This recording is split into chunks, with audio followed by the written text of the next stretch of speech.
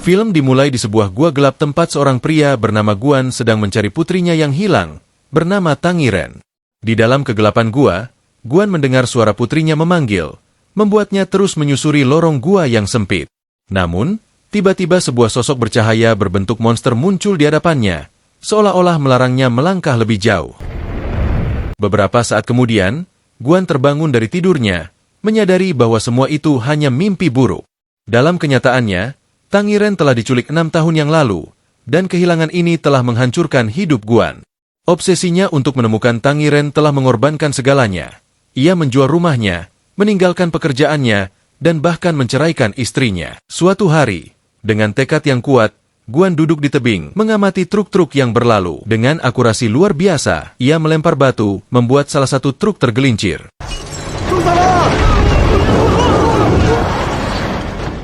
Guan segera menyerang sopir truk itu, menuntut informasi tentang putrinya.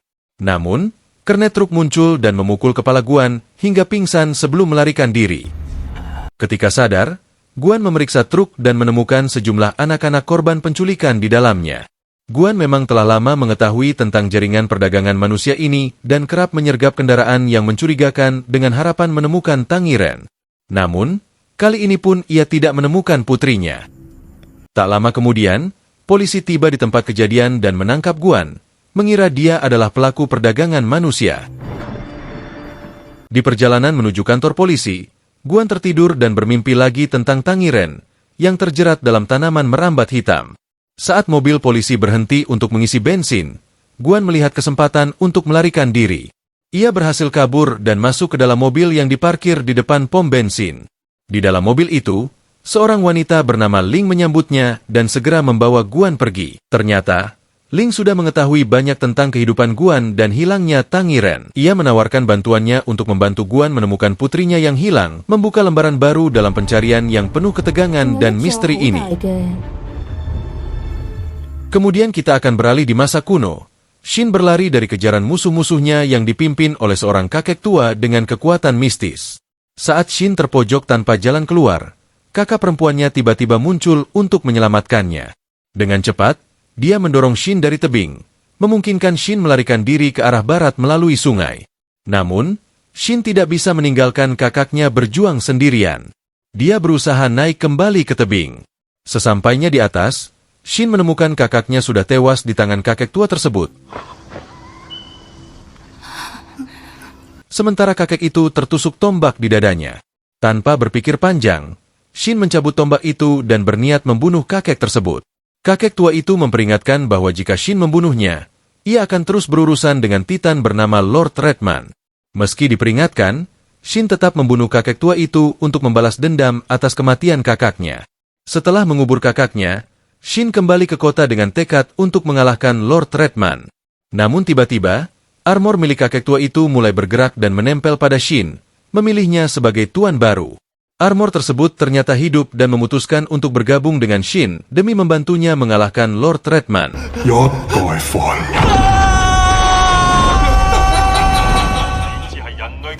Sekarang kita kembali ke saat sekarang Ling membawa Guan ke gedung perusahaan tempat Ling bekerja, Aladdin Group. Di sana, Ling menunjukkan 5 foto anak kecil dan bertanya kepada Guan apakah salah satunya adalah Tang Yiren. Guan tidak yakin karena dia sudah tidak melihat Tang Yiren selama 6 tahun terakhir. Ling mengungkapkan rencananya untuk menggunakan tes DNA untuk mengonfirmasi identitas Tang Yiren. Tetapi sementara itu, Guan diminta membantu Aladdin Group dengan sebuah tugas menarik, harus membantu menemukan informasi untuk sebuah proyek besar perusahaan. Di samping itu, Ling juga menunjukkan cuplikan live dari Kong Wen, seorang penulis terkenal yang sedang menciptakan novel terbarunya. Setiap kali karakter utama novel Kong, Lord Redman, mengalami kesulitan, Bos Ling, Limo, mengalami perasaan yang mirip di dunia nyata. Ini membuat cerita Kong tentang seorang pejuang bernama Shin, yang hidup di masa lalu, semakin menarik.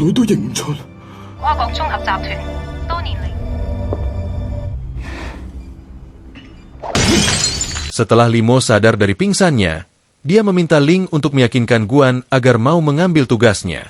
Ling kemudian menjelaskan kepada Guan bahwa Limo memilihnya karena kemampuan melemparannya yang sangat akurat. Ling juga mengungkapkan bahwa mereka, bersama dengan Limo, memiliki anak buah yang memiliki kekuatan aneh seperti kemampuan menghantar listrik. Ling menambahkan bahwa perusahaan sudah berusaha beberapa kali untuk menghentikan Kong dari menulis, tetapi usaha mereka selalu gagal. Meskipun sulit dipercaya bagi Guan, ia akhirnya setuju untuk menjalankan tugas tersebut demi menemukan Tangi Ren.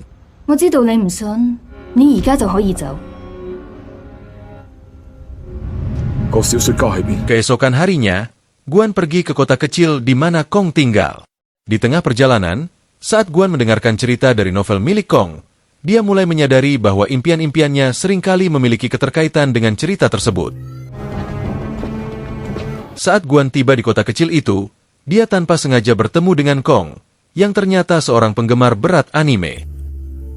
Guan mulai mengikuti Kong secara diam-diam, menunggu kesempatan untuk bertindak.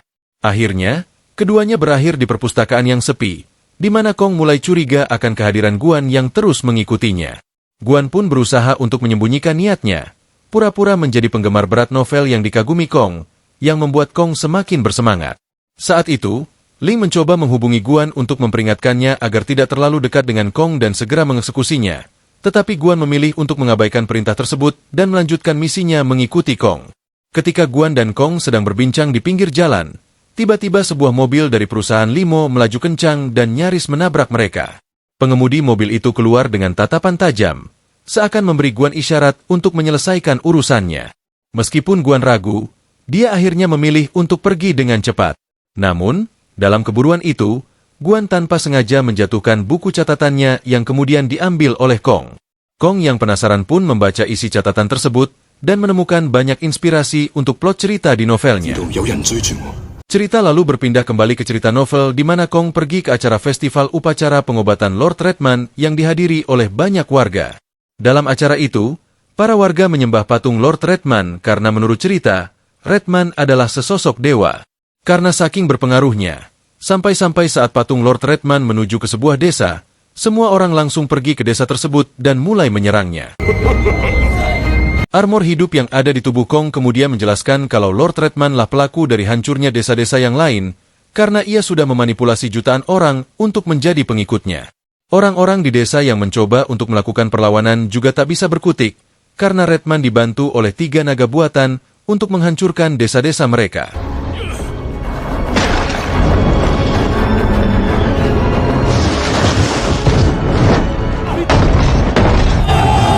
Kong, setelah menyaksikan penyerangan itu, diam saja, mencari cara untuk menghadapi Redman.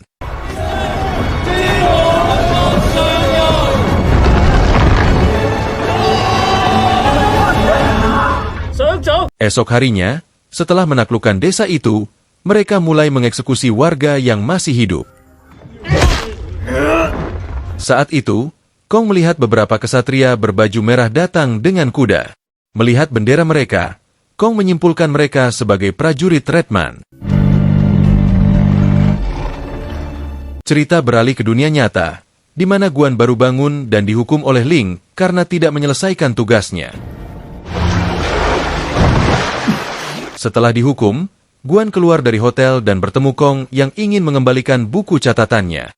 Keduanya kemudian berjalan-jalan bersama. Di tengah perjalanan, Guan berencana membawa Kong ke tempat sepi untuk membunuhnya. Namun, Kong mengaku mulai menulis novel 6 tahun yang lalu, saat Tangerin diculik. Saat itu pula, Kong mendengar senandung lagu dan segera mencatatnya untuk ditambahkan ke novelnya. Sedangkan Kong, di dunia fiksi, bertemu dengan seorang gadis muda yang sedang bersedih karena kehilangan kakaknya yang meninggal. Gadis itu bernama Tangerin. Kong merasa simpati dan mereka mulai berbicara. Tangerin mengungkapkan bahwa para prajurit Redman mengancam akan membunuh siapapun yang berani keluar rumah setelah matahari terbenam. Sambil bersembunyi, Tangerin memainkan serulingnya yang melodiannya ajaib, yang ternyata familiar bagi Kong dari dunia nyata.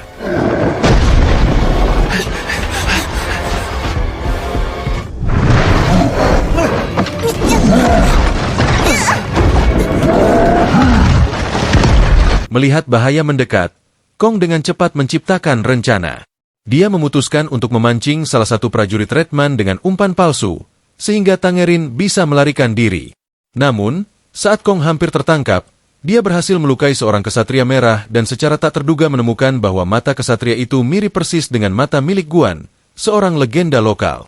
Saat Kong hampir menjadi korban, Tangerine muncul tepat pada waktunya untuk mengalihkan perhatian kesatria itu. Dengan bantuan Tangerine, Kong berhasil melarikan diri dari kejaran mereka, sementara para prajurit Redman terjebak dalam kebingungan yang tidak dapat dijelaskan. Kita kembali ke dunia nyata, di mana Kong sedang sibuk menulis cerita di sudut ruangan yang sunyi. Tiba-tiba, Guan datang dari belakang dan mengejutinya. Namun, sebelum Guan bisa mengucapkan sepatah kata pun, dia tiba-tiba teringat visi misterius yang baru saja dialaminya saat bersama Tangerine dan Kong dalam pelarian mereka dari seorang prajurit ganas. Kejadian ini begitu membingungkan Guan sehingga dia refleks melempari Kong dengan batu hingga Kong terjatuh pingsan. Saat Kong terkapar di tanah, Guan merasa terdorong untuk mendekat dan memukulnya dengan penuh emosi, sambil tanpa sadar menyanyikan lagu pengantar tidur yang pernah dia nyanyikan untuk putrinya di masa lalu. Tapi tiba-tiba, di tengah-tengah lagu yang ia nyanyikan, Guan mendengar suara lain yang juga sedang menyanyikan lagu yang sama. Suara itu begitu merdu dan penuh kehangatan, sehingga membuat Guan berhenti sejenak dan mengikuti arah dari mana suara itu berasal. Setelah mengikuti suara tersebut, Guan menemukan bahwa suara itu berasal dari seorang anak kecil yang tampak ketakutan. Guan mencoba mendekatinya dengan hati-hati, namun anak itu terkejut dan berusaha melarikan diri. Anak kecil itu berhasil melarikan diri, sementara Guan menemukan dirinya di sebuah pasar. Di sana, Guan melihat orang yang mengawali penculikan Tangerine di awal film, bersama dengan beberapa temannya. Pertarungan pun tak terelakkan antara Guan dan mereka.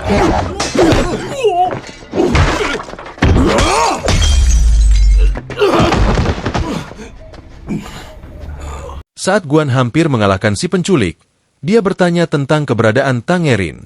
Si penculik mengungkapkan bahwa 6 tahun lalu, saat Tangerine diculik, dia tak sengaja memberikan dosis bius yang fatal yang menyebabkan kematian Tangerine. Namun, dia ragu apakah gadis itu benar-benar putrinya Guan. Setelah mengetahui bahwa Tangerine telah meninggal, si penculik dengan kejam memasukkan tubuhnya ke dalam karung dan meninggalkannya untuk membusuk. Setelah mendengar kematian tragis putrinya, Guan merasa terguncang dan ingin melampiaskan amarahnya kepada penculik itu. Namun, Ling tiba-tiba muncul dan dengan tegas menghentikannya, bahkan memukul Guan sampai pingsan untuk menghentikan kegilaannya. Ketika Guan sadar, dia menceritakan apa yang dikatakan penculik tentang nasib Tangerine. Sementara itu, Limo, yang sedang berkomunikasi dengan Ling, meminta Ling untuk meyakinkan Guan bahwa Tangerine masih hidup. Ling kemudian memberitahu Guan bahwa polisi telah berhasil menangkap penculik dan membawanya ke penjara. Setelah Guan pergi, Limo muncul dan menegur Ling karena merasa Ling tidak cukup meyakinkan Guan. Baginya, penting untuk menggunakan Tangerine agar Guan bersedia menyelesaikan tugasnya dengan membunuh Kong. Sementara itu, di dunia fiksi, Kong dan Tangerine tiba di sebuah kota yang hancur pasca perang. Mereka mengunjungi rumah Tangerine dan menemukan bahwa orang tua Tangerine telah tewas dibunuh oleh pasukan Redman. Kembali ke dunia nyata, Kong dan Guan bertemu di atap gedung. Kong mengungkapkan bahwa dia telah menciptakan karakter Guan sebagai prajurit Redman dalam novelnya. Guan terkejut karena pengalaman visinya selama ini sesuai dengan cerita yang Kong tulis. Kong menjelaskan bahwa dalam rencana akhir cerita, ia akan menempatkan Kong dan Tangerine di tengah-tengah musuh tanpa jalan keluar yang jelas. Guan menyarankan Kong untuk menemukan cara untuk memenangkan pertarungan tersebut. Saat itulah, Shin kembali membawa kita ke dunia fiksi di mana Kong dan Tangerine dikejar oleh pasukan Redman. Saat pasukan itu hendak membunuh mereka, tiba-tiba armor di tubuh Kong keluar dan berubah menjadi entitas monster yang mampu menciptakan pedang. Selain itu, si monster juga memiliki kelincahan yang dapat dengan mudah mengalahkan sebuah musuh.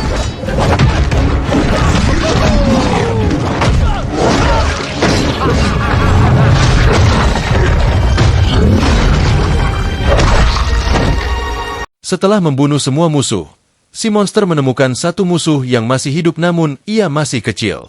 Ketika si monster hendak membunuh si bocah, Kong langsung menghentikannya, dan dari situlah Kong sadar kalau ia memiliki kendali penuh atas entitas armor tersebut.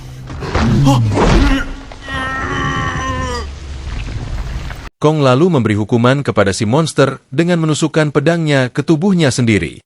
Setelah itu, ia minta si monster untuk masuk kembali ke dalam tubuhnya.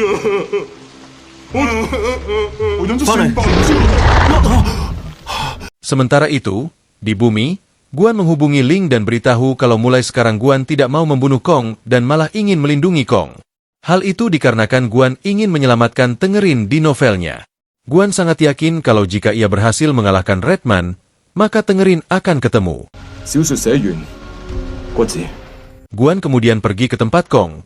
Disitulah terungkap kalau ayah Kong dan Limo pernah menjadi partner bisnis sebelum harinya. Ayah Kong meninggal akibat kecelakaan tragis. Sedangkan di depan pintu terlihat kalau Ling sedang menguping obrolan mereka. Ling pun dengan yakin kalau ayah Kong bukan meninggal karena kecelakaan, melainkan dibunuh oleh Limo. Jadi ia langsung menghubungi Limo dan minta Limo agar mengakui perbuatannya. Namun Limo tak mau menjawab dan langsung menutup teleponnya. Dan saat Ling dalam perjalanan pulang, tiba-tiba ia disetrum oleh anak buah Limo dari belakang dan dibawa ke dalam mobil. Sementara Guan membawa Kong pergi ke perpustakaan untuk melanjutkan cerita novelnya. Sesampainya di perpustakaan, Kong mulai melanjutkan novelnya. Sedangkan Guan mengumpulkan bola basket untuk digunakan sebagai perlawanan jika anak buah Limo datang. Kita kemudian beralih lagi ke dunia fiksi, di mana Kong serta Tengerin berhasil sampai ke kuil Redman, dan mereka menemukan ribuan prajurit sedang duduk tertidur. Di situ Kong menyadari kalau para prajurit hanya bergerak di siang hari, dan alasan Redman melarang para warga keluar di saat matahari terbenam, yaitu agar mereka tidak mengetahui hal tersebut. Saat anak buah Limo tiba di perpustakaan, mereka segera terlibat dalam duel sengit dengan Guan. Salah satu dari mereka memanfaatkan alat kejut listrik untuk menyerang Guan, yang membuatnya kewalahan.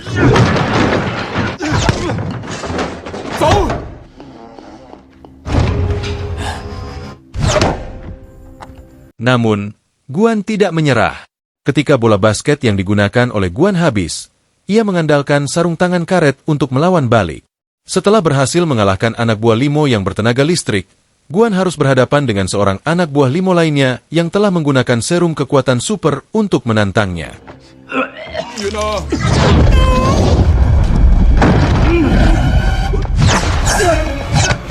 Di tengah pertempuran, Ling tiba-tiba bangun dari pingsannya dan dengan cepat sampai di perpustakaan, tepat waktu untuk menyelamatkan Guan dari serangan musuh yang kuat. Namun, musuh tersebut terlalu tangguh sehingga Ling kesulitan mengalahkannya. Akhirnya, Guan dengan cerdik melemparkan bola basket ke arah musuh, berhasil menjatuhkannya.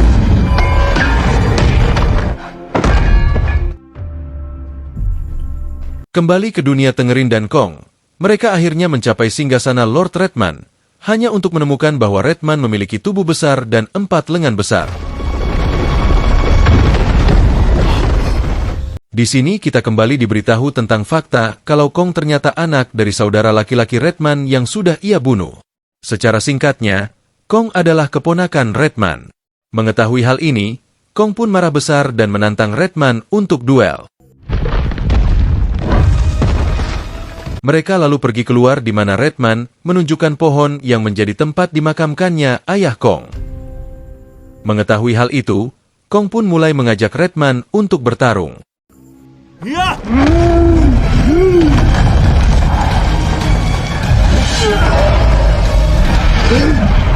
Dalam pertarungan itu, Kong dan armornya bekerja sama untuk mengalahkan Redman. Namun sayangnya mereka bukanlah lawan yang sebanding karena Redman adalah dewa.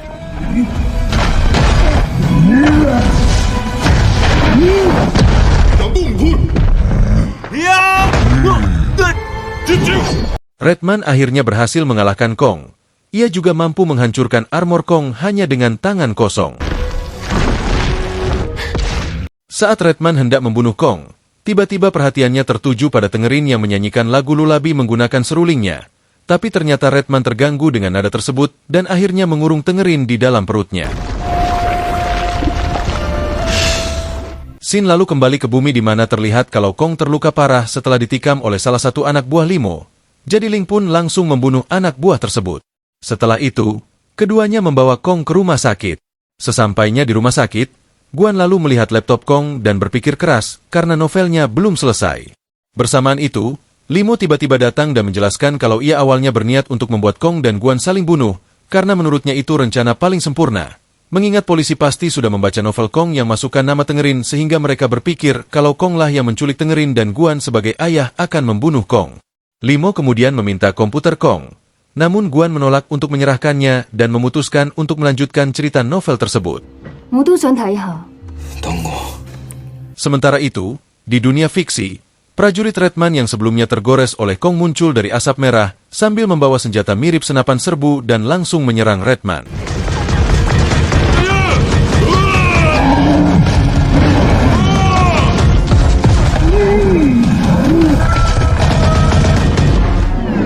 Serangan itu pun membuat Redman kewalahan. Namun begitu pelurunya habis, Redman mulai menyerang balik Satria Merah dan memukulnya di bebatuan.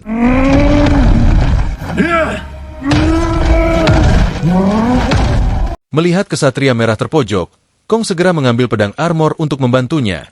Akan tetapi tiba-tiba pedang tersebut menyatu dengan tangan Kong yang artinya armor tersebut masih hidup. Si armor lalu menunjuk Kong untuk mencabut pedang yang tertancap di dahi Redman.